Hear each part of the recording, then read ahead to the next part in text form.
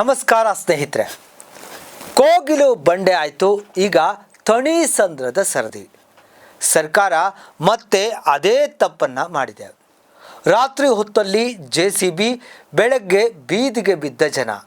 ಇದು ಆಡಳಿತನ ಅಥವಾ ಅರಾಜಕತೆನ ಅನ್ನೋ ಪ್ರಶ್ನೆ ಒಡಮೂಡಿದೆ. ಕೋಗಿಲು ಬಂಡೆಯಲ್ಲಿ ನಡೆದದ್ದು ಇನ್ನೂ ಕೂಡ ಜನ ಮರ್ತಿಲ್ಲ. ನೋಟಿಸ್ ಇಲ್ಲ, ಸಂವಾದ ಇಲ್ಲ, ಒಂದೇ ರಾತ್ರಿಯಲ್ಲಿ ಮನೆಗಳು ನೆಲಸಮ. ಮಕ್ಕಳಿಗೆ ಊಟ ಇಲ್ಲ, ವೃದ್ಧರಿಗೆ ಆಸರೆ ಇಲ್ಲ. ಅದಕ್ಕೆ ಉತ್ತರವಾಗಿ ಸರ್ಕಾರ ಕೊಟ್ಟಿದ್ದು ಕೇವಲ ರಾಜಕೀಯ ಭರವಸೆಯನ್ನು. ಇದೀಗ ಅದೇ ಮಾದರಿಯಲ್ಲಿ ಥಣಿಸಂದ್ರದಲ್ಲೂ ಕೂಡ ಸರ್ಕಾರ JCBಯನ್ನು ನುಗ್ಗಿಸಿದೆ. BDA ಅಧಿಕಾರಿಗಳು ಪೊಲೀಸರೊಂದಿಗೆ ಬಂದು ಸುಮಾರು 60ಕ್ಕೂ ಹೆಚ್ಚು ಮನೆಗಳನ್ನು ಏಕಾಏಕಿ ಕಡಿದಿದ್ದಾರೆ. 20 ವರ್ಷಗಳಿಂದ ಇಲ್ಲಿಯ ಜನ ವಾಸ ಮಾಡ್ತಾ ಇದ್ದಾರೆ. ಈ ಖಾತೆ ಕೂಡ ಇದೆ, ನೀರಿನ ಬಿಲ್ ಇದೆ, ವಿದ್ಯುತ್ ಬಿಲ್ ಇದೆ. ಹಾಗಾದರೆ ಇವರೆಲ್ಲ ಅಕ್ರಮವಾಸಿಗಳು ಹೇಗಾದರು? ಈ ಖಾತಾ ಕೊಟ್ಟವ್ರು ಯಾರು? ನೋಂದಣಿ ಮಾಡಿದವ್ರು ಯಾರು?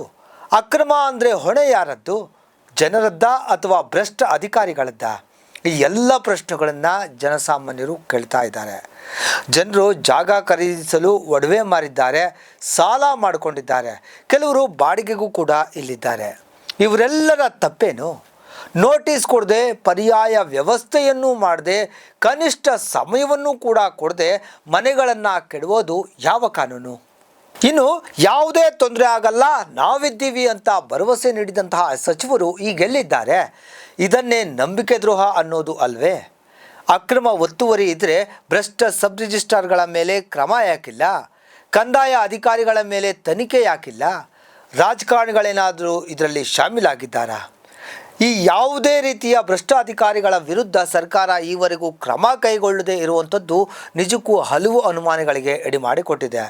ಯಾರೋ ಮಾಡಿದ ತಪ್ಪಿಗೆ ಅಮಾಯಕ ಕುಟುಂಬಗಳು ಬೀದಿ ಪಾಲಾಗೋದು ಸಾಮಾಜಿಕ ನ್ಯಾಯನ? ಕಾನೂನು ಬೇಕು, ಹೌದು, ಆದರೆ ಮಾನವೀಯತೆ ಬೇಡವಾ? JCB ಆಡಳಿತದಿಂದ ಜನರ ಬದುಕು ಸರಿಯಾಗೋದಿಲ್ಲ. ಸಹಾನುಭೂತಿ ಇಲ್ಲದಂತಹ ಆಡಳಿತವನ್ನು ಜನ ಒಪ್ಕೊಳ್ಳೋದಿಲ್ಲ.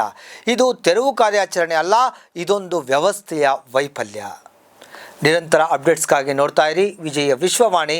ಇದು ಜನಮನ ಧ್ವನಿ. ನಮಸ್ಕಾರ.